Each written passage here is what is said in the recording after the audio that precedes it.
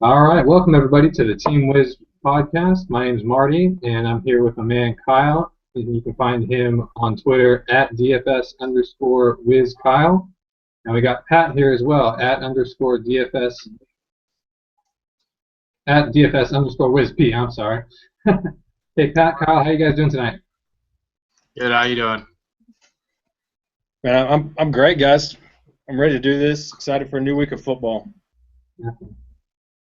Definitely. So we're going to go ahead and take you through week 4 of the NFL DFS slate. We're going to go game by game and give you the best picks that we see for your cash game.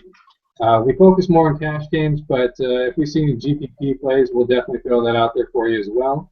I'd like to remind everyone that if you have any questions, there's a Rubik's Cube looking object in the upper right-hand corner.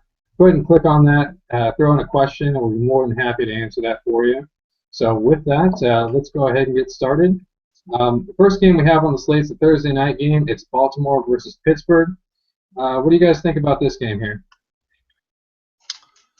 I like a few players here. Joe Flacco in particular, and then I love the combination to Steve Smith. Steve Smith's been getting targeted over 30% of routes he's ran this year so far. Only second behind Julio Jones. On the other side of the ball, I like Antonio Brown. I mean, duh. And then to the people that are on Le'Veon Bell, that's a fade for me, a good fade.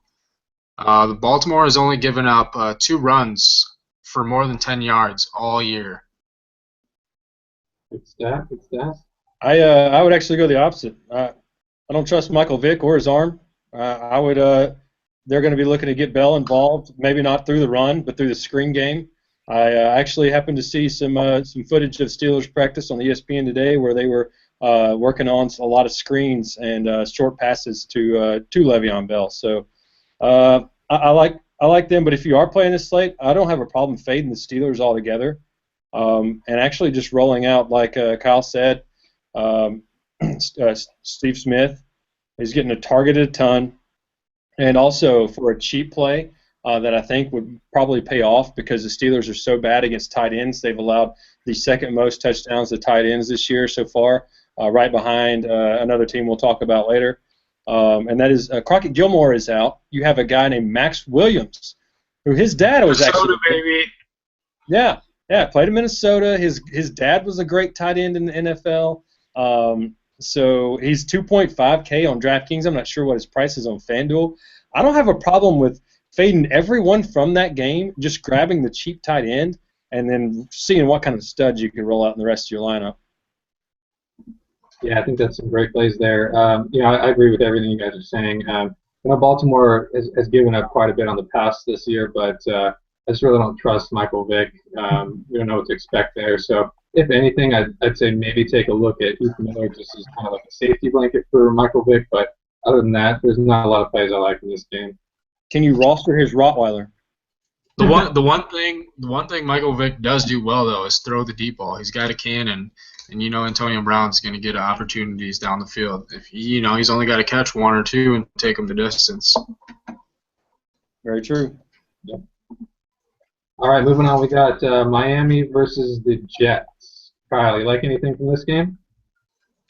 I like Jarvis Landry, of course. He's had at least 8 receptions. Every game this year. You can't beat that.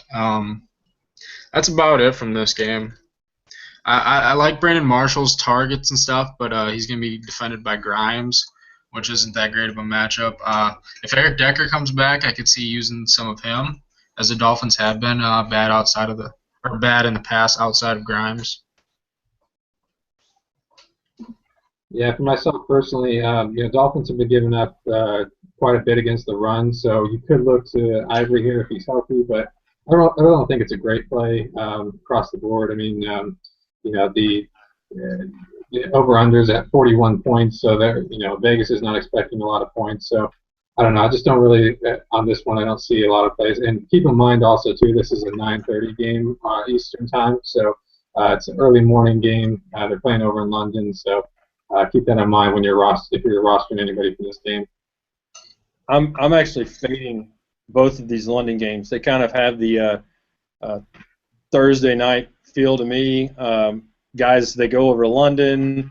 They're gonna, have the jet lag effect. They'll probably be out, partying, taking, touring the city. They're there to just kind of put on the show to really, expand the NFL's brand. Neither of these teams have a lot of fantasy goodness. These are both low over-unders. The Colts and Jags and Jets in Miami. Not a whole lot I like in either of these games, to be honest. All right, so I think we got rid of two of the games in week 4, the less likely to roster game players from. So let's get to some juicier games. And next game we have would be Indianapolis and Jacksonville. Pat, anybody you like from this game? This is also one of those London games. Like I said, I'm not going to go out of my way to roster anyone. If I was, I love Andrew Luck for a GPP. We've seen quarterbacks throw all over Jacksonville the first couple weeks. Andrew Luck still got a great price on DraftKings, where I think a lot of people will look to quarterbacks like Aaron Rodgers, maybe other quarterbacks, Tyrod Taylor, people like that. Andrew Luck makes for a great, I think he'll be under-owned in tournaments. You could pair him with Dante Moncrief, who was targeted quite a few times in the red zone last week. So I think both of those guys make for a great GPP play, maybe even cash for Dante Moncrief. Yeah, definitely. On the other side of the ball, I'm not really seeing much outside of Allen Hurns, who I think is going to be getting a lot of volume with Vontae Davis on Robinson on the other side. Yeah, good point. Very good. Yeah, for me, the only play I'm seeing is Moncrief. Priced at 6,300 on FanDuel. It's averaging about 9 targets a game, so I think it'd be a pretty good play at that price. What do you guys think about? A theory in the past has been taking defenses against the Jags with Blake Bortles' propensity to throw the interception, but with this technically not being a home game for the Colts since they are in London, what do you guys think about taking the Colts deep? There's better options. Yeah. What a thought. I definitely agree, and as great as Vontae Davis is, I don't think that there's I don't think his supporting cast is great, and so I think it's kind of risky to roster the Indy defense when there's a lot of other good defenses out there. Absolutely. All right, another game that I like. We got Houston versus Atlanta. Back to the U.S. Soul.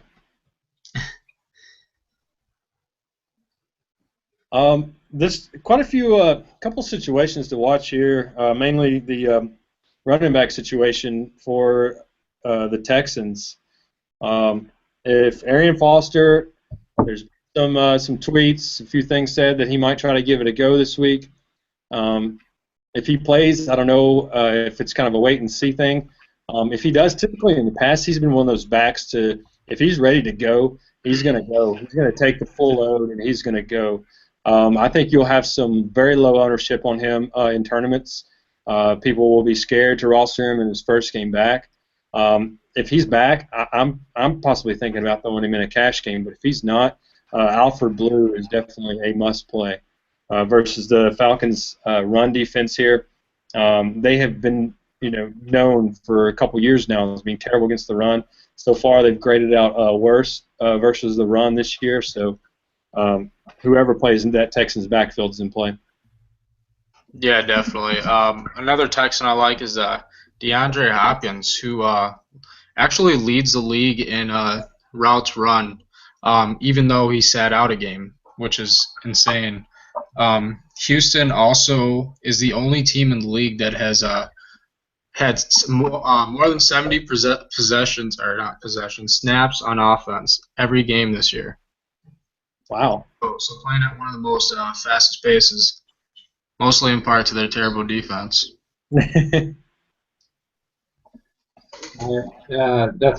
for me on the Houston side of the ball. On the Atlanta side of the ball, one of the plays I kind of like here is Matt Ryan. He's priced a lot higher at 8,400, but Houston's given us the 5th most fantasy points to quarterbacks, and Vegas is projecting a 47-point game. With the Falcons be favored by 6, you got to figure that he's going to have some production out of that. I don't think Freeman's going to do what he did last game and score 3 touchdowns, so I could see Matt Ryan putting up some points here, and I think he could justify his value there. Matt Ryan's always a good play at home. Yeah, definitely. Julio's a beast, and he's an automatic cash game play, in my opinion, especially on DraftKings. If you have watched any of the Falcons games the first couple weeks, they are running their offense through Julio. You see a lot of teams with good running backs in college or football run their offense through their quarterback and running back with like play action fakes. They fake the ball to Julio in screens. They give it to him in screens. They fake run one way just so they can motion Julio the other way. Julio Jones is their offense. So until he slows down, he's a must play. And I saw a crazy stat on Twitter today where he's leading the league in receptions and yards so far, but he's still 400 yards off of oh gosh, his name just left me. The wide receiver for the Browns last year. Josh Gordon. Yeah, Gordon. It's 2013, I believe. Gordon put up like 600 yards through 4 games, and Julio is still like 200 yards off of his crazy pace. But anyway, Julio is just in beast mode right now, so he's a plug and play, in my opinion. Definitely. What about some Leonard Hankerson? What do you guys think of that? You'll get some, under-owned play there in the GPP for sure. His target percentage is going way up. He's super cheap on both sides. Yeah, I think he's definitely worth a look at GPPs. I think you can find some pretty good value for cash games, but definitely something I haven't played for GPP. All right, anything else from this game, guys? That's it for me. All right, let's move on. We got Carolina versus Tampa Bay. It's kind of like a defensive game. What do you guys think here? Yeah, Mike Evans, 17 targets last week. You got to think about him just for the volume. He only did catch, 8 of them, I want to say. I'm not sure, but with Jameis Winston throwing the ball, makes it not that great of a play, but you at least got to think about him with the volume. I saw today where Luke Kuechly has passed the final step in concussion protocol. He could be back for the Carolina defense that also just got Jared Allen. I would actually just be willing to take the Carolina defense here with Tampa Bay and Jameis Winston's potentially turn the ball over. Yeah, I definitely agree. That's the one play I kind of looked at this game and penciled in was the Carolina D being 4,800 on FanDuel. The over-under on that is 40 points, so there's not expected to be a lot of scoring. Carolina's favored to win. And Winston turnovers the ball quite a bit, so I think Carolina is definitely a good play for D in this game. Also love me some Cam Newton and Greg Olsen. Great plays. Yep. Moving on to the Giants versus the Bills. Should be some good plays out of this game. Any that you like that? Man, I actually like a lot out of this game.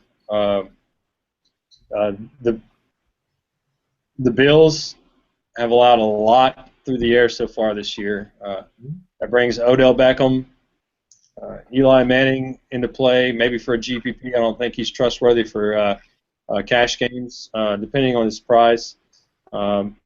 He's 7K. I'm sorry? Go get Julio at the same price. Oh, yeah. Oh, for ODB? Yeah, I thought that's what. Yeah, that's why I'm saying for tournaments. Definitely. He'll be the lower round one for sure. Yeah, it's for tournaments. He's a great play. It's a great switch. And then so far right now on the other side of the ball, it's looking like LaShawn McCoy is going to sit out and rest his hamstring. So these prices, you got to love that these sites throw these slates up as soon as they can, as early as Sunday night sometimes. And we just heard, yesterday that LaShawn McCoy could be out. So Carlos Williams, he's an automatic cash game play in my opinion. if he's not at least 50% owned this week, I'm quitting DFS forever. I'm retiring. I'm with you. If Devonta Freeman is higher owned than Carlos Williams, and Devonta Freeman does what he did last week, I will retire from DFS as well. Wow, we got some bold statements there, fellas. So hopefully everything comes through then. I love seeing your pretty faces every week, so I don't want you guys retiring. Yeah, just to kind of mirror what you guys are saying, I mean, Bills, yeah, the second worst pass yards per game. They give up the fourth most fantasy points to quarterback. So I do like Manning here, especially paired up with ODB. And then, of course, Carlos Williams is a great play. Another play that I kind of like is Clay, the tight end for the Bills. His targets are increasing every week from Tyrod. Last week he had 7 receptions for 82 yards and a touchdown. So, he's getting better there, and he's had 2 touchdowns in the last 2 games. So, I think it's Giants also terrible against the tight end. Exactly, it's exactly why, and he's low price, so I think he provides some flexibility. If you put him in your lineup, you're able to spend up elsewhere, and you could fit your Julio Jones or ODB in your lineup if potentially go with him. Yeah, he's got a great price around the industry. He's targeted among those top guys at tight ends. He's right below the I would probably call the second tier. He's right below that second tier there with Jordan Reed and Jason Witten and Travis Kelce, Eric Ebron. And he's right in there, right below those guys. I also love me some Tyrod Taylor this week. How could you not? I know, dual threat. His price. I mean, what does this guy got to do to get his price raised? And I'm all for it. I mean, keep his price low. But I just read something on Pro Football Focus that is crazy. All right, on dropbacks. 85% of passes. No, on everything but things that were thrown away. 78% of passes that were towards a wide receiver was completed this week. I mean, the dude is super efficient. Kyle and I were talking earlier this week, and we were throwing around some other quarterback names, and he was like, "Well, Tyrod doesn't throw it that much." I was like, "He doesn't have to." Right. The dude is just looking great, man, and his price is staying low. The Giants aren't the greatest matchup, but they're not the worst either. And with his price, he's definitely in all considerations: cash game, GPP, all the above. Yeah, definitely. What happened to this guy being a run-first guy? He's completing 85% of passes, and he's also thrown a touchdown for every 11 attempts, which is only behind Aaron Rodgers and I think Carson Palmer. The one thing to think about here, though, is Sammy Watkins is doubtful, best receiver, so that definitely hurts. But also puts Percy Harvin in play, who's catching 90% of his targets. Wow. 18 targets, 16 receptions. I don't think it hurts Tyrod with his ability to run, and this is the one situation, like, I know it's kind of a faux pas in NFL DFS to not roster a running back and a quarterback from the same team because it's kind of counterproductive. If one does good, if the running game's doing good, that means the passing game is not. But I think here you can almost take 2 or 3 Bills in your cash game and not think twice about it. Just because the upside here, they're favored by 5.5, 6 points by almost a touchdown. 47 over under. Tyrod has the dual threat, and Carlos with his price is a must play. So they're definitely in play in my opinion. Yeah, definitely. All right, moving on. We got next game. We got Oakland and Chicago. Should be an interesting one to pick from here. Kyle, you got any plays you like? Yeah, this is actually my personal favorite game. I love a lot of guys here.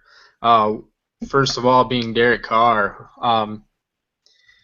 He's been killing it this year. He's 20 for 28 on third downs this year, which is the most efficient quarterback for third downs.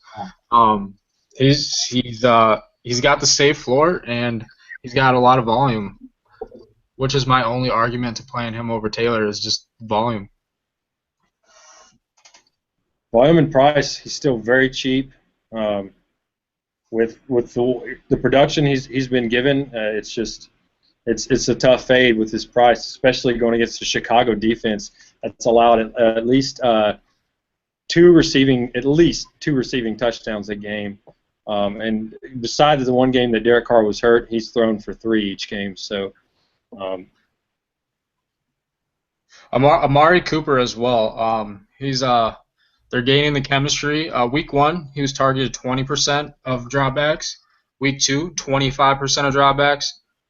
Week 3, 30% of dropbacks. So will we see 35% this week? He's been getting more and more targets each week, and he's been making the most of it. He's catching more and more each week as well. In supposedly bad matchups too. He did go up against Joe Hayden, did he not? And went off against him. Yeah. Yeah, it doesn't seem to matter, and this is also a tough matchup here. I watched some of that game, and he looks great. He's a great route runner. He breaks quick out of his routes, comes back. Joe Hayden looked lost, like he was walking a dog in that game. So he's or the dog was walking him. Right, exactly. This is going to be a great player to watch for years to come. This game kind of perplexes me. I do like a lot of plays here, but I think you got to tread lightly because depending on if typically the old adage in the NFL, if you're at home, you're probably given at least 1 touchdown. So with Oakland favored by 3, so that means they're kind of really favored by around about 10. And Chicago's defense is just terrible in all facets of the game. With the quarterback, wide receivers, running backs, people running all over him. I like Latavius Murray here, so you really got to watch line movement, I think, in this game to see how it moves throughout the week. If you see Oakland is favored by more than a touchdown later, you might want to take Derek Carr out and plug Latavius Murray in. Still take maybe a wide receiver like Amari Cooper. Some of these defenses both of these defenses actually are just terrible though. I'm seeing a shootout here. If I had to predict a game script at all.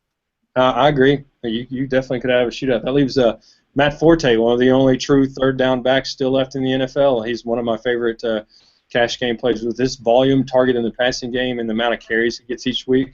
Also one of my favorite plays here, too. They're really looking to run the ball. I think I saw a stat earlier. Okay, for the season, he's got 45 first half runs. So 45 in the first half. Second half this season, only 17 runs because they've been playing from behind so much. Great stuff. Yeah. They're going to try to keep Derek Carr and that Oakland offense off the field, but they both are in not Chicago, but Oakland is in the top half of offense's pace per game, so they move so fast they might not be able to stop it. But another stat here is the Raiders have been allowing almost 2 touchdowns per game, 2 tight ends. I want to love Martellus Bennett this week. I want to go all in on him and his Captain Crunch. If you haven't seen Martellus Bennett rapping about Captain Crunch, go Google that video and for a laugh, it's pretty hilarious. But can you trust McCown? Josh McCown. Well, in the NFL, you've typically seen backup quarterbacks and rookie quarterbacks. I mean, you look at guys like Marcus Mariota. And before Austin Seferian-Jenkins went down in Tampa Bay, you had Jameis Winston targeting him a lot. You see these backup and rookie quarterbacks, just go into the tight end as a safety valve. I see Bennett. He's due for a big game here, I think. Yeah, definitely.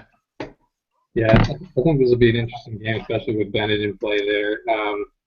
Another thing to look at, it's kind of a flyer. This is maybe more of a GPP play, but Alshon Jeffrey, last time they cost him with the quarterback, Clausen targeted more than 10 times against a pretty good defense. I think he played the Lions last year when Clausen started. So that was another little safety blanket for him. So you could see some catches from Jeffrey in this one, and especially with Chicago trading away basically their entire defense this last week, which was pretty interesting. I think that I think there's definitely some plays on the Oakland side of the ball. One thing to kind of pivot off of Cooper, I know you guys are high on Cooper, and I am too, but Crabtree is still low priced. He only had 4 catches last game, but he did have 9 targets, so they were throwing the ball quite a bit, and he actually has more targets on the year than Cooper. So He might be a nice fit for your lineups because then you can focus on getting some of the higher price, higher value guys in your lineups as well. Yeah, definitely. Yeah, I saw where Derek Carr has been spreading the ball around more and more each week, even though he's kind of developing that chemistry with Amari Cooper still. So there's been a lot of different pass receivers. Like I was looking at the guys who've caught touchdowns for Oakland, and I had no idea who some of them were until I saw that. So yeah, he's definitely in play as well. All right, the next game we got is Philadelphia versus Washington. Before we get to the breakdown, just want to make sure everyone's kind of aware, has us on the radar, that there's a hurricane that's currently brewing off the East Coast, and it's supposed to dissipate before it hits land, but there's still going to be some storms coming through, and so they're projecting some pretty bad weather for this game. So keep an eye on the weather on this game for your lineup block. But other than that, any plays you guys like from this game? Not really. Nothing for cash. But I did see something earlier that kind of caught my eye that 8 out of 9 passes thrown.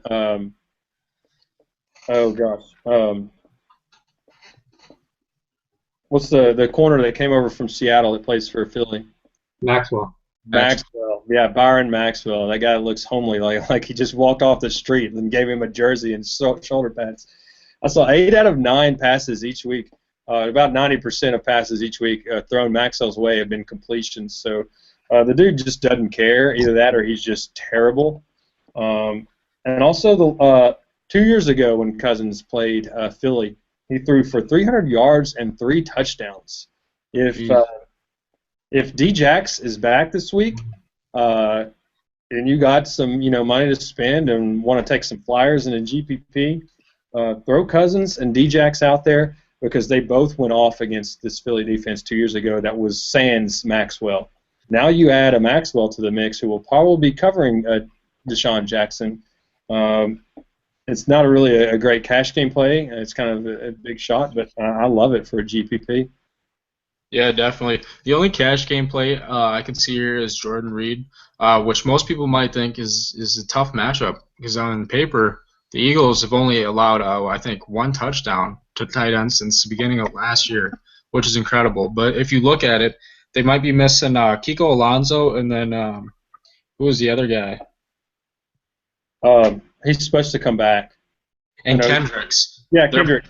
They're both 50-50 to play. Kiko Alonso more doubtful. If both of these guys are out, I'm definitely putting Jordan Reed in some lineups. Yeah, Jordan Reed, and if D-Jax is out, then that brings Pierre Garçon into play because that means he'll see Maxwell. And he's only 5.3 on a 5.3K on a site like DraftKings where it's PPR. A receiver like that at that price, receiving that kind of volume going against Maxwell, who is just, I don't know what he's doing out there. I could probably cover better than him. So that if you keep your eye on that, if D-Jax sits, Pierre Garçon is definitely a cash game viable. Yeah, before I saw the weather news, when I first looked at this slate, I kind of looked at Cousins and either Garçon, Jackson, or Reed. That's kind of my GPP plays. So I was building some pretty good lineups around having those guys in the lineup. Low price and could be potential good volume, but not safe enough for a cash game. I'm also gonna mention Jordan Matthews just because you have to. The guy's getting so much volume. Both Matthews. Murray sat out practice this week, so if he can go. Last week he was 3.3K on DraftKings. I'm not sure what he was on FanDuel.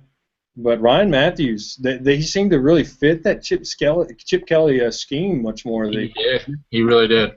Misdirection, passes out of the backfield. I never thought I'd see that out of that kid, but maybe he's found his calling.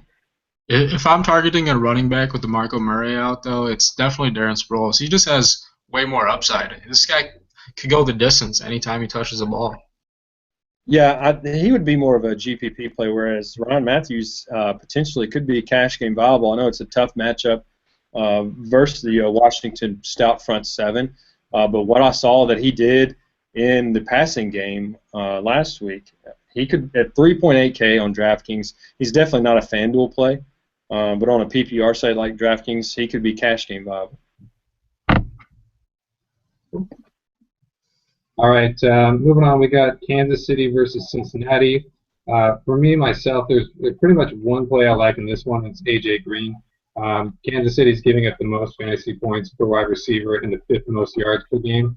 I don't have the stomach to roster Andy Dalton, but I do A.J. Green at 8,400 on FanDuel. So to me, he's a very good play. What do you guys think about A.J. Green this week?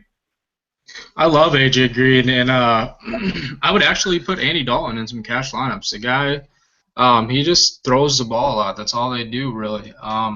He's thrown multiple touchdowns in the last 5 consecutive games, which is what you want in cash games from your quarterback. Is just the consistent production.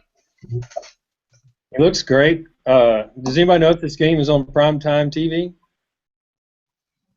Well, I don't think so. I'm not sure. Okay. Because primetime Andy's bad Andy. I don't know what happens to him when he's on like the Sunday night game, but the ginger in him, I don't know if they can like actually capture him on the TV screen. What happens to him? But he just turns to literally poop. I don't know what happens to that guy, but yeah, AJ Green is in play, and I also saw today that Kansas City had been missing one of their better cover corners, who is coming back. His name's left me. I forgot to write it down earlier. But their other corner went down in practice yesterday, and he's going to be out for the season, I believe. So ACL. Yeah, tore his ACL. So that puts them right back where they started. And he's actually, like I said, I'm forgetting names here, but he, according to Pro Football Focus, he was their best graded out corner. So that just still reiterates A.J. Green as a great play. I mean, you can't compare Randall Cobb and Aaron Rodgers to Andy Dalton and A.J. Green. But with the Bengals being at home, they're 4-point favorites in this one. So Vegas thinks that KC can keep this one close. So definitely A.J. Green is one of my top plays this week. Another thing to add to the KC secondary being banged up and struggling is Cincinnati's actually one of the most efficient offenses. They have the most plays ran in the red zone this year. Believe it or not. They've been looking good. They've played some cake opponents so far, so we'll see what they do, down the stretch. Tyler Eifert too. Got to mention him. 7 targets in the red zone, which is what you love. Right. How about on the Kansas City side of the ball? Myself, Jamal Charles, baby. Yeah, the only thing for me though is that Cincinnati's pretty good against the run. They're giving up the 5th least amount of yards per game against the run, so that's kind of the one worry I have there. But I don't know. What do you think? You think otherwise for Jamal Charles? He's just a touchdown vacuum. If they get close to the red zone, he's the guy that's going to score. He's not on the same level as Julio Jones, but if you've watched any footage of Kansas City games, their offense goes through Jamal Charles. As Jamal Charles go, they go. If you saw their game 2 weeks ago versus Denver, Jamal Charles didn't get a whole lot going, and Kansas City looked terrible. Again, that Denver D is pretty stout, but he didn't get anything going, so they didn't get anything going. Against Green Bay this past week, Jamal Charles kind of did his thing, scored 3 touchdowns. Like Kyle said, he likes the end zone. So actually, Cincinnati hadn't been that great against the run, had they? I don't believe so. No, they've been allowing about 70 to 90 rushing yards per game, 70 receiving yards per game to running backs, and 80 rush yards per game. So that has Jamal Charles play all over it. Another thing to take away from this game: don't go chasing Jeremy Macklin's last game. That was all garbage time. Don't do it. No, Cincinnati's got a great, pretty good secondary. Yeah, definitely. And Kansas City wide receivers have scored touchdowns in one game in the last 20, 25 games. So I saw that. They were celebrating the fact that Macklin scored. Like that was something to be proud of or something. I was proud of it. I was proud of it for him. Yeah, it's sad. All right, guys. Moving on, we got Cleveland versus San Diego. Anything that jumps out at you from this game? The running backs. Yeah. Yep. Both. If Cleveland had one solid back, I would be willing to roster him. But both of these Duke Johnson was actually one of my favorite running backs in college last year at Miami. The guy runs hard, and he's consistently getting more carries every week. He's leading 40 snaps to 33, but I think in week 3 that was a little more on Duke Johnson's favor. I like Duke Johnson as a running back. He's a workhorse. He is. I just wish. Is it Mike Pettin? Mike Pettin?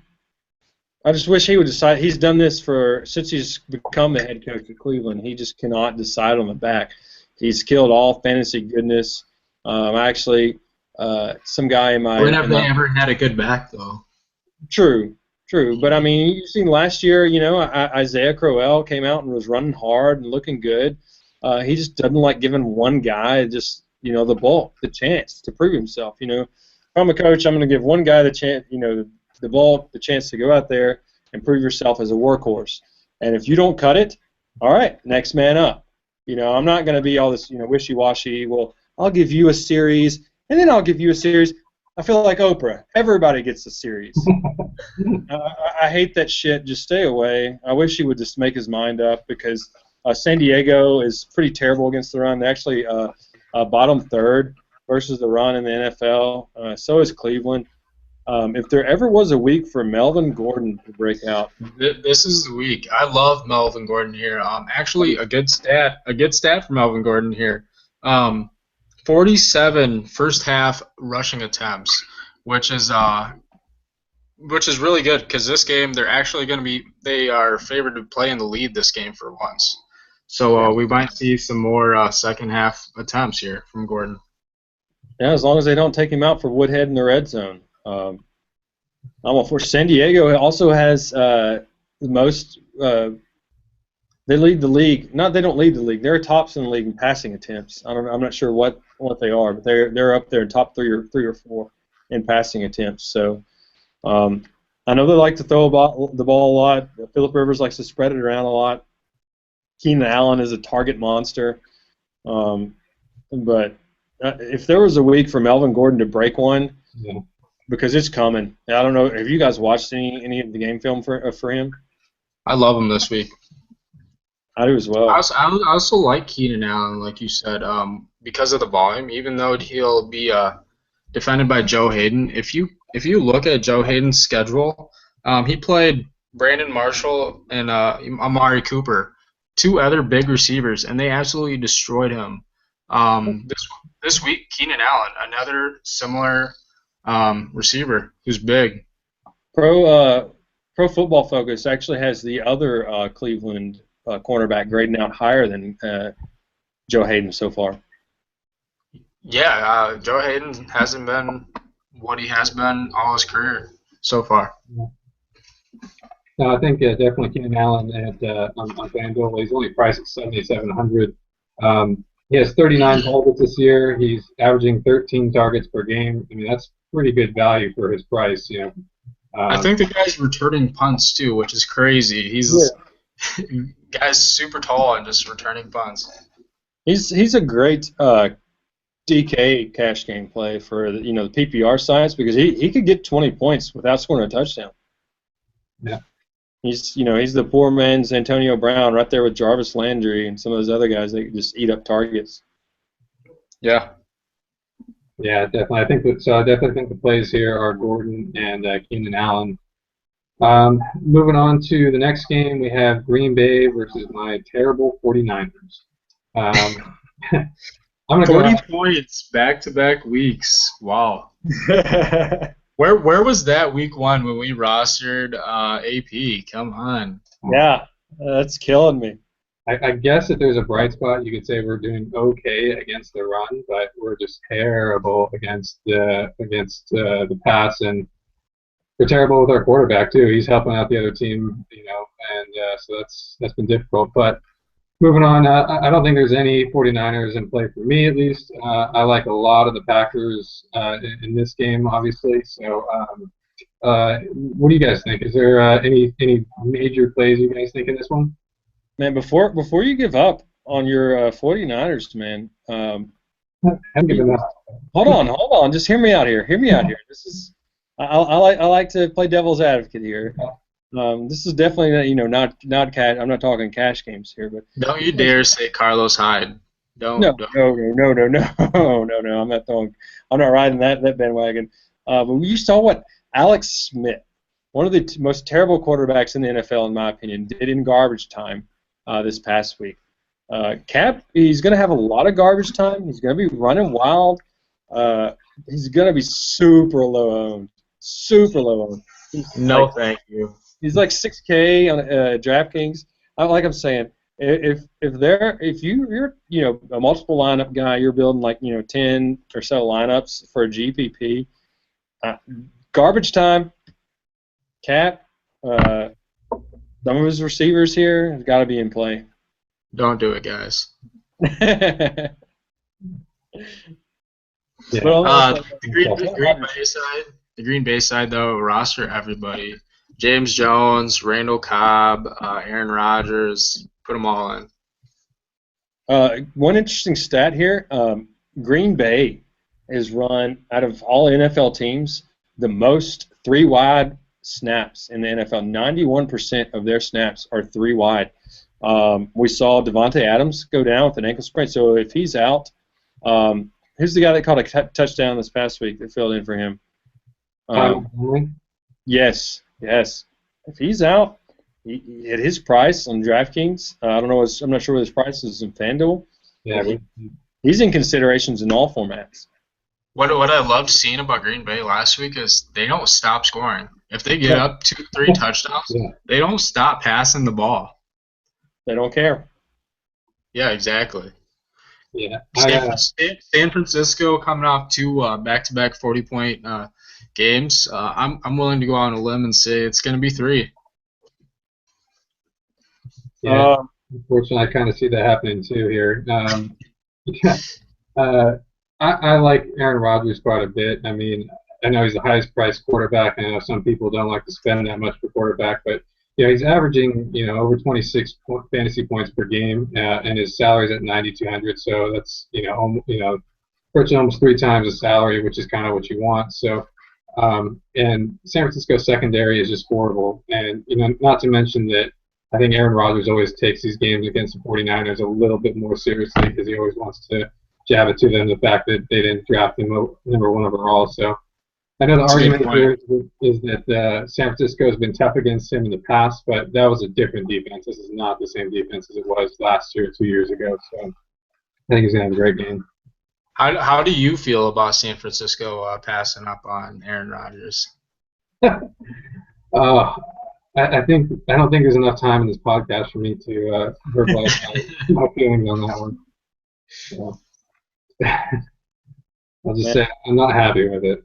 What else, guys? I also like the Packers D on this one as much as Kaepernick likes to turn over the ball. 4,700. I think it could be a pretty good play. I could see them putting a lot of pressure on Kaepernick as well, creating some sacks. So, any other plays you guys like? That's it. Just play everybody on the Green Bay side. All the Packers. Yeah. Okay. Fair enough. Moving on, we got Minnesota versus Denver. Kind of interesting with the wide receivers here. Kyle, do you like? You don't like either one? I don't like either team here. Yeah. Yeah, at first I wanted to like some of the Denver receivers, Demaryius Thomas, Emmanuel Sanders, usually full of fantasy goodness, but that Vikings D is so tough. Xavier Rhodes, he's going to be one of the next studs that everybody knows about that really isn't talked about yet. Also, Captain Munnerlyn, he's an up and coming corner who's very good. I love him. I think they'll probably stick him on Emmanuel Sanders this week. Pro Football Focus has him projected to guard Emmanuel Sanders just because that's speed on speed right there. And Munnerlyn's physical too. He is. He is. He's not afraid to make some tackles. So Yeah. And then Captain Munnerlyn, Xavier Rhodes, the way he shut down Megatron, I don't see him having a problem defending Demaryius Thomas one-on-one either. Vikings also have two of the best over-the-top safeties in the league. Yeah, this game is only at a 42.5 over-under. That's the other thing I was going to point out, guys, is the first 3 weeks we've seen the first week we saw a ton of high-scoring games projected by Vegas, which they lost their ass on. Week 2 we saw about half. Last week we saw about 25%. This week there's not a game that has a 50 over-under. So you're really going to have to do your homework this week. You're really going to have to pay attention to the matchups, to the usage. Look at snaps, guys that are out there running a lot of routes, guys that are out there that are getting targets, especially in the red zone. If you're playing mostly cash games, which that's pretty much all I play, look at those guys that are getting those red zone targets, and you can find those stats. Pro Football Focus. Dare I mention another site that I don't really like that much, but they're out there. So go hunt for them, guys. And always feel free to answer or ask any questions on Twitter. Yeah. If we don't get to them right away, we will get to them. Yeah, absolutely. We're doing research all throughout the week, so if there's stuff that we see and you guys have questions about, feel free to tweet us at any time. But this game is a complete fade to me. Yeah, definitely. The only one that I kind of see here is Denver D. They're number 1 in pass defense, and they're 6th best in run defense. And Bridgewater didn't really have a good game last week, and I could see the Broncos shutting him down. So then, to me, it's just a matter of they can shut down Peterson, and they've done pretty well so far. So at 4,700, I kind of like them as a defense, but that's really the only thing for me. Yeah, if I was actually gambling on a defense here, though, it'd be the Vikings, which is a surprise. But the way Peyton's been thrown, I could see some picks here. Absolutely. They might make for a good GPP defense. Yeah, for sure.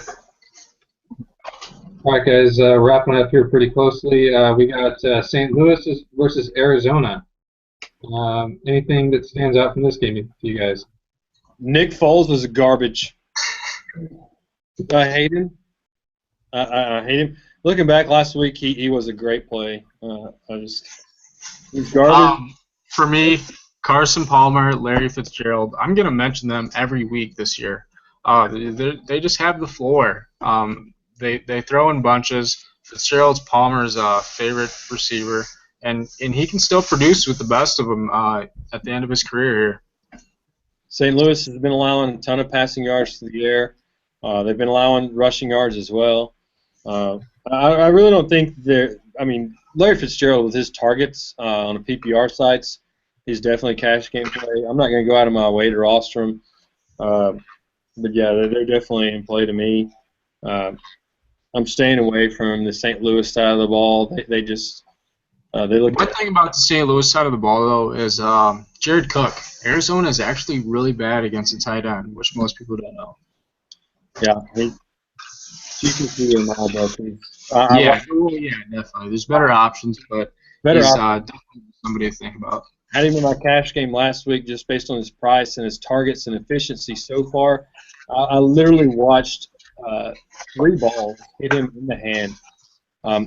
This guy has, like, duck hands. If you could imagine a duck's feet. Like, I saw this guy, and the ball hit his hands, and literally, like, bricks just bounced right off of him. And watched my cash game hopes just go right down Jared Cook and his duck hands. So, anyway, I'm not going there. Larry Fitzgerald, PPR sites, plug him in. Plug him in everywhere. Yep. All right, next game we got Dallas versus New Orleans. Now this game is a little bit interesting to me. It's projected at 46 points with the Saints favored by 4, and I'm not really sure what to make of it. What do you guys think about this one? I just don't really know that I can come up with where the production is going to come from. What do you guys think? Joseph Randle and Lance Dunbar. I love those two. I actually like Dunbar more in this one. Like Marty said, the Saints are favored, so I would be willing to take more if a cash game play here on Mark Ingram. if you look at some of the top passing game targeted backs, Mark Ingram is number 2 in passing game targeted backs, which totally caught me off surprise. But Mark Ingram is cash game viable. PPR sites, his price, Lance Dunbar is a great GPP play where a lot of people will be chasing Joseph Randle's points from last week. Yep. Crazy stat about Dunbar as a running back. 97% of his fantasy points have been from passes.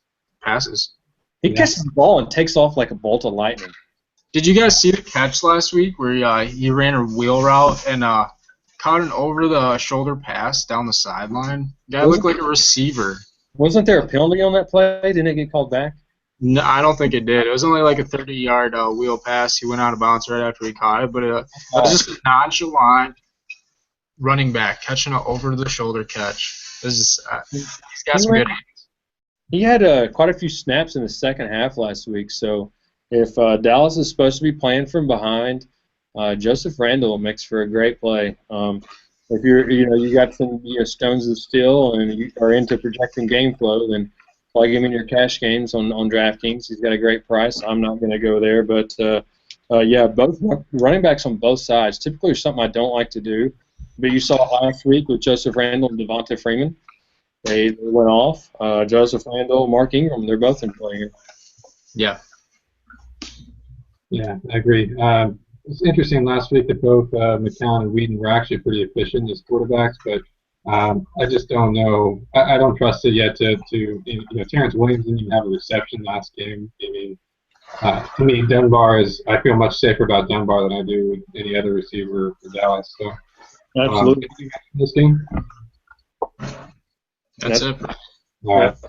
Let's move to our last game of the evening. We have Detroit versus Seattle. Monday night game. What do you guys think about this one? I'm thinking a Seattle-dominated game, but what do you guys think? Before we get into this, if you guys have any questions you guys would like to ask, we're going to be available for a few minutes here. There's a Rubik's Cube up at the top. Click on that. You can ask us a question through there. If not, tweet at me if that's easier. Tweet at Pat. We'll get some questions answered here. Yeah, we'd love and appreciate any questions or feedback that you guys have. Definitely. So Detroit and Seattle, what do you guys think? Detroit and Seattle. I'd love to get to Russell Wilson in here. That O-line is just terrible.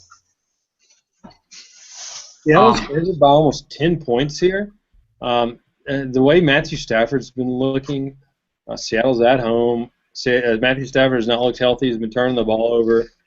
Seattle defense is definitely in play. They're not an automatic play like this at home. Yeah, they're not an automatic play like they were last week, but they're definitely a great cash game play. I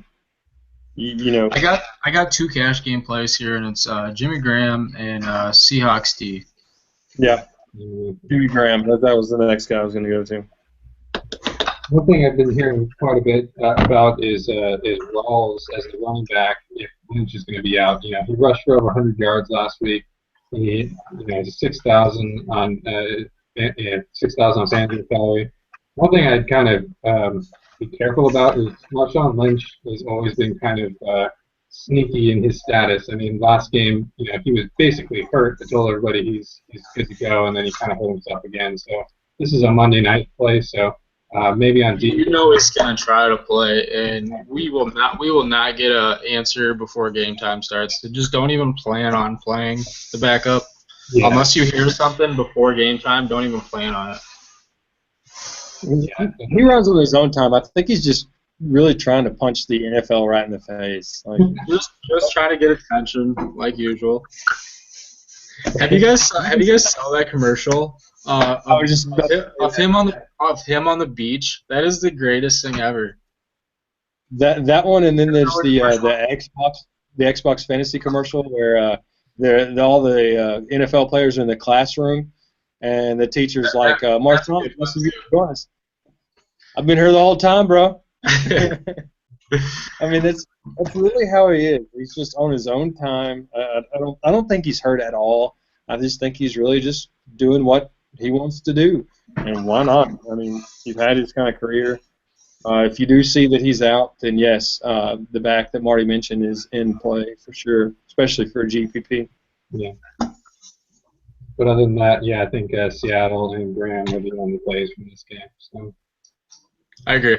I did see an alert from ESPN.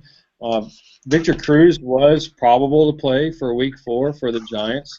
He has been ruled out. So Did we you guys talked see about their Wes Welker's agent reached out to the Giants? What about some Wes Welker over there?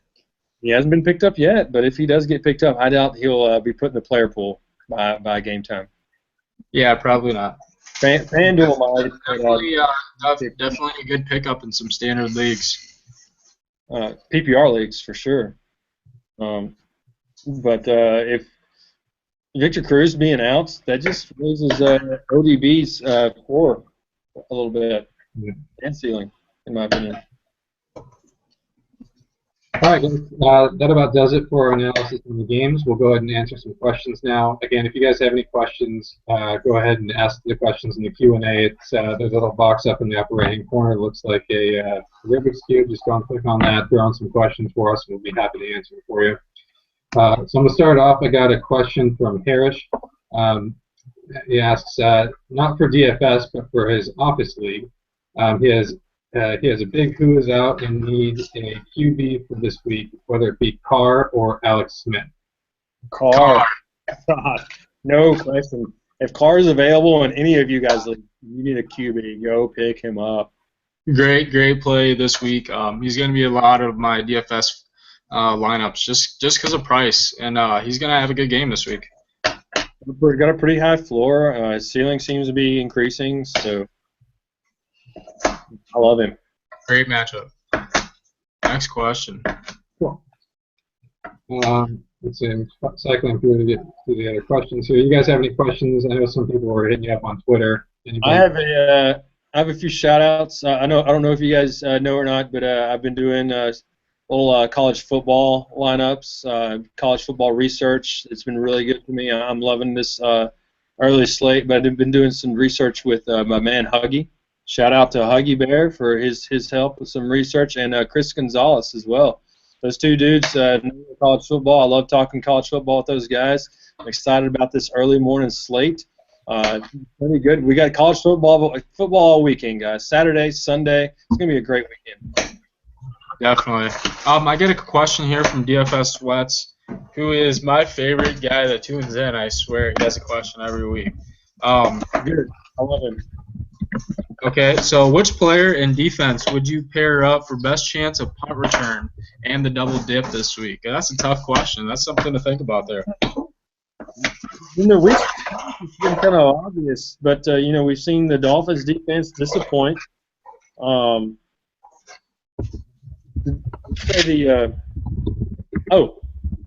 Chargers.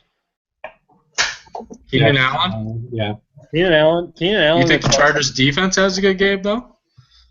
For a GPP play. Typically, if I'm double dipping on that kind of thing, that's a GPP play. McCown and Cleveland come to town. They're not. That's a tough question because you can't roster a lot of the punt returners. There's only a few receivers. Yeah. I think for me too, I already mentioned I like the Denver D. So if you were to have like an Emmanuel Sanders and Denver D pairing, that could be potentially pretty good there. That's another good one. Is Steve Smith returning punts for Baltimore? No. No. More. What about the dude from Seattle? Oh, Lockett. Ricardo Lockett. He doesn't see any offensive snaps. No, but he's talking about double dip. You're talking GPP play. Their special teams has looked great here. I wish you could roster Patrick Peterson or Tyrann Mathieu. I would say the Cardinals. I would be all over some honey badger. Be all over. That would be my favorite play. Yeah. Yeah, we need to guys. If you see things like that, discrepancies on these sites, email them. Tell them to get those guys in the player pool at least for stuff like that, because either that or take that kind of a thing out of the scoring, because if they're not going to allow every team's punt returner to be rosterable, then why have that available as a double dip, as a scoring, capability? So email these sites, let them know. Ask them to put Tyrann Mathieu in there, because I actually love Arizona Cardinals defense. Tell them actually to let us start a punt returner, kick returner instead of a damn kicker. Yeah, exactly. Great idea. Next question. What do you guys think of Flacco as a cash option? What about GPP dream matchup? Yeah, definitely. Yes, if you're playing the Thursday through Sunday slates, I think there's other quarterbacks that are in good spots. Flacco is only 6K on DraftKings, so he's cash game. He's definitely a cash game consideration. He's had at least the Steelers have been allowing at least 29 fantasy points to the first couple quarterbacks they faced, minus Nick Foles. So I would love it a lot more if Big Ben was playing on the other side of the ball. I just don't see the Steelers scoring very much with Mike Vick at quarterback, and they're also going to look to run the ball a lot more, which they may not have much success with the Ravens' defense. But that's just going to take away so much time. One thing to keep in mind here with this game, this is an interdivisional game. These two teams know each other very well, and I've talked about this in previous podcasts. This game used to be the funnest game to watch back when the Steelers defense, Larry Foote and those guys, and then Ray Lewis. This used to be the funnest game to watch. This is my favorite NFL rivalry. I will be tuning in with popcorn and beer tomorrow night. This game could be, 6-3, or it could be, 42-38, 39, something like that. I would really the way these two offenses have been going so far with Big Ben out, I would probably take the under on that one. This is probably going to be a low-scoring game. If there was an over/under for helmets getting knocked off, I would definitely on this game. If you get fantasy points for that, let's just take all the defensive players. Yeah. Any more questions, Marty? Yeah. So next question is, what is your favorite pairing this week? Favorite pairing? Any type of pairing. Yeah. Matt Ryan, Julio Jones. That's a good one. I was looking through the slate this week, quarterbacks that I liked, running backs, receivers that I liked, all that, and Tyrod Taylor, Charles Clay for point per dollar. Right. Yeah, there wasn't a whole lot that I actually loved and was going to go out of my way to roster. I know we touched on AJ Green and not really liking Andy Dalton.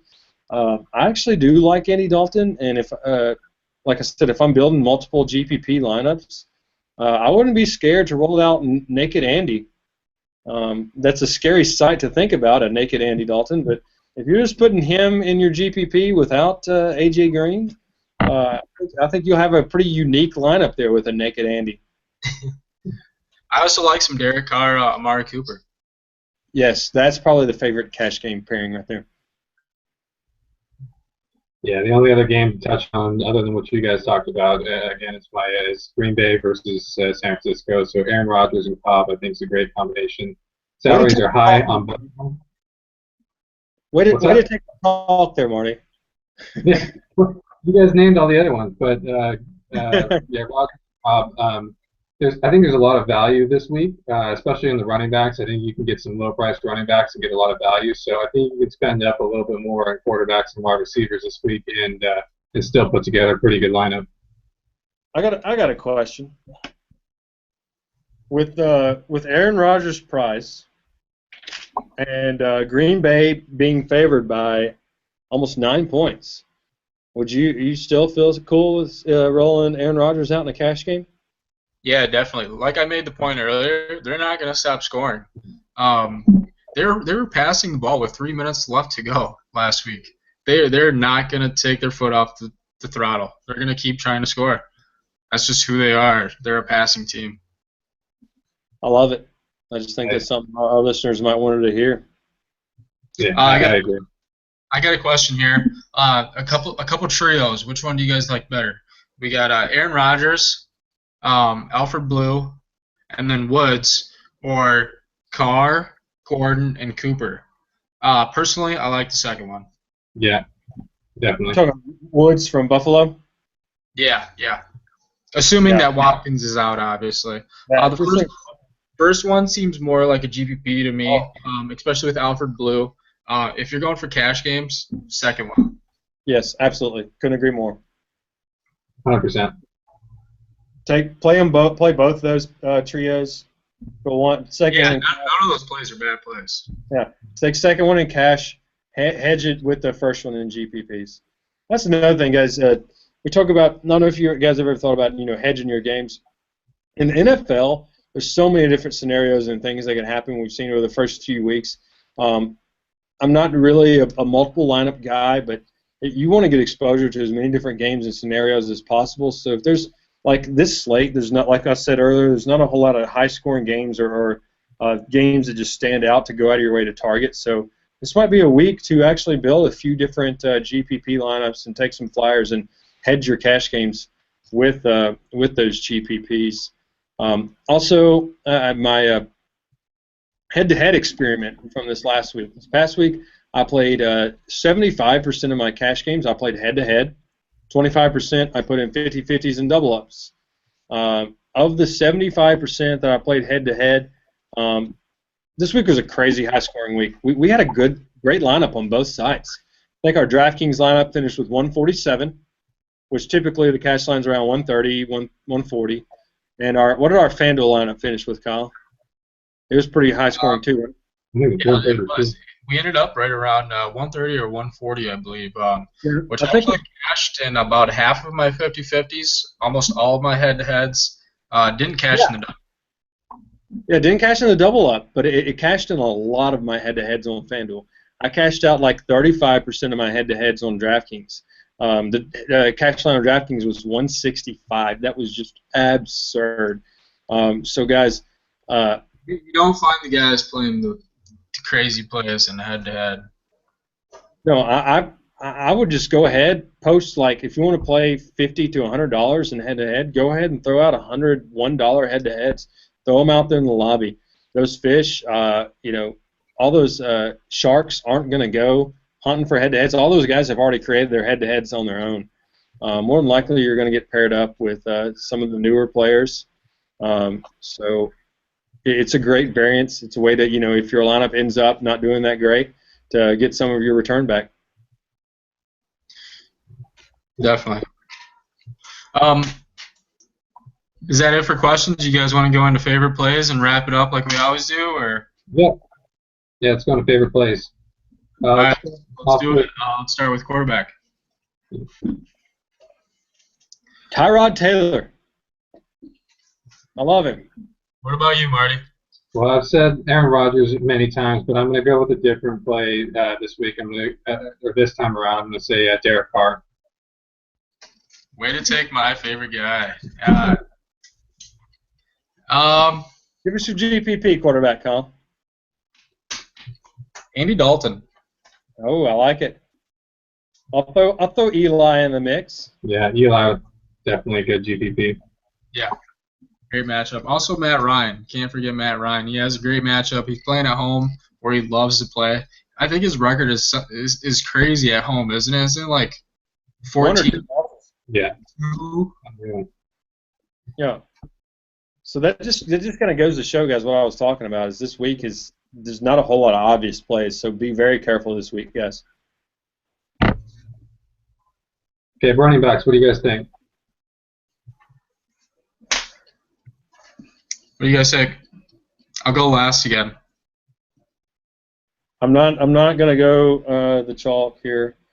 I'm gonna go. I like Latavius Murray. A back getting the workload against the. That's not chalk. Latavius Murray is not chalk. No. That's not the Carlos Williams or the Alfred Blue. Latavius Murray's price did rise just a little bit, but there's not a whole lot of backs that are getting the workload that he's getting. And it seems like the Raiders have said, we've got two studs. We've got Latavius Murray and we have Amari Cooper. Here you go. See if you can stop one of the two of them. For me, I like Melvin Gordon this week. Low priced on FanDuel and DraftKings as well, going against a really bad run defense. So I like him a lot this week. Damn. There goes Marty taking my pick again. I wanted to go last. I'm going to go chalk here. Carlos Williams. He's got to be one of the guys. He's a must play. Yeah. Wide receiver guys. I'll go last. All right. I'll go first. I know that Julio is a great play, ODB is a great play, but my number one this week is AJ Green. He's my number one. My number one, right around the same price on both sites, Denard Hopkins. Yeah, I'm not sure if game flow is in his favor. I don't know. You got to really watch the Vegas lines this week. I don't care about game flow with that offense. All they're doing is throwing the ball. Denard Hopkins is their guy. He's a freak. His price is way too low on both sides. He's got a high ceiling as anybody in the league. Maybe they're throwing it because Arian Foster's there, but if he's back, might change the. I'm still going with Denard Hopkins here. Not going to change your mind. Right below, or actually $100 more than Denard Hopkins on DraftKings, you can get a guy like Randall Cobb. I'm not sure if you guys have heard of him. His quarterback is Aaron Rodgers, and they like to score touchdowns. So it's done and done. Nobody would have ever thought of that play. Great play. Hey, what team is he against this week? I would say, if you're on DraftKings and you're playing cash games, Randall Cobb, Denard Hopkins, GPP. Denard Hopkins cash, guys. All right, should we go on to tight ends? Yes, sir. All right. My number one is Charles Clay. I really like the production I'm seeing out of him, and I like the low value. I think he's a great. You're no longer allowed to answer before me. Okay. Sorry. You're hacking into my notes right now.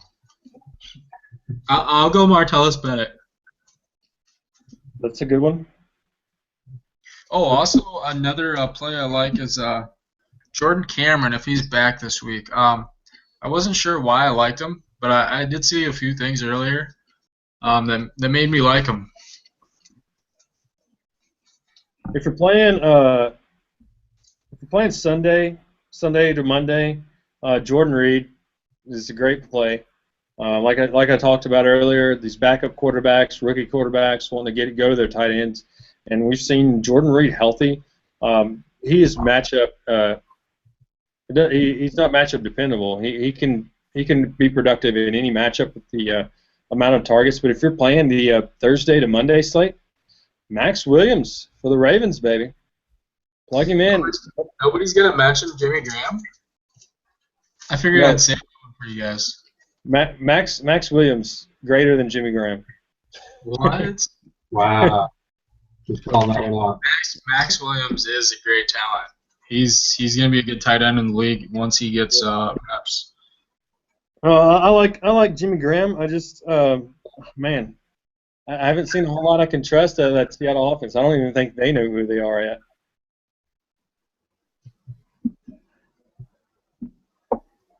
All right, guys. Defenses. Kyle, you want to go first? Yeah, I do. I'm gonna go with the Cardinals. Okay, good. I'm going to take the Carolina Panthers. I know they're on the road. Typically, I like to target my defenses at home, but they look to just be getting stronger and stronger with adding pieces like Jared Allen. Luke Kuechly's supposed to be back. Their corners are great, and they typically have dominated Tampa in the past. I know it's a new quarterback in Jameis Winston, but I think that's even all the more reason to throw them in.